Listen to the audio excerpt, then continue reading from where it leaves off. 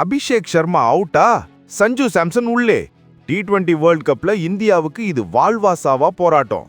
இன்னைக்கு நடந்த அந்த கொடுமையை பாத்தீங்களா? தென்னாப்பிரிக்கா கூட நடந்த மேட்ச்ல இந்தியா 76 ரன் வித்தியாசத்துல படுதோல்வி. 188 ரன் டார்கெட்டை துரத்தின நம்ம டீம் வெறும் 111 ரன்னுக்கு all out. Captain Surya, Ishan Kishan, Tilak வர்மான்னு எல்லாரும் சொதப்பிட்டாங்க. முக்கியமா அபிஷேக் சர்மா மறுபடியும் ஏமாத்திட்டாரு.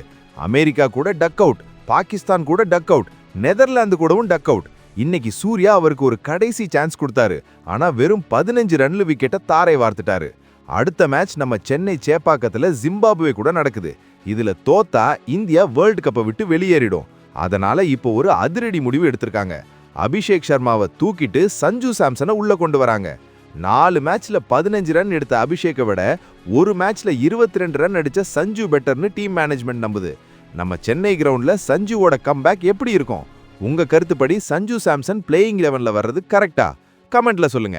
வீடியோ பிடிச்சிருந்தா லைக் பண்ணிட்டு ஷேர் பண்ணுங்க.